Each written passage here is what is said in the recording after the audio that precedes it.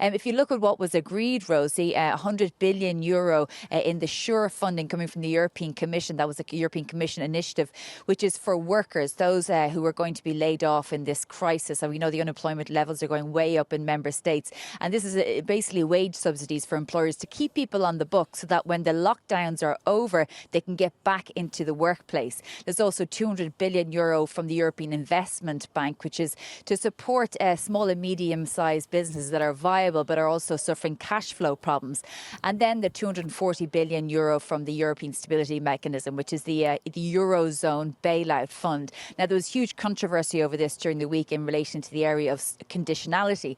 The Dutch side wanted member states that are taking part in it to have strict surveillance programs and conditions applied to it. And everybody said that this is devoid of solidarity. So they came up with an agreement to say there would be no conditions when a member state is borrowing from this to pay for healthcare, indirect and direct healthcare provisions within member states. So certainly sides have moved in that regard.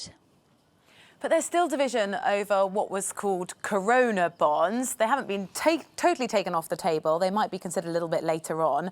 What's happening there then? Yeah. I mean, this is just typical EU fudging an issue, or fudgery, as I said earlier. So they're not on the table, they're not off the table. The European statement, or the agreement last night, would be that finance ministers and heads of state and government would be committed to creating a recovery fund, but they didn't say explicitly how this would be financed. They did say, though, that they could use creative or innovative financial instruments to finance this.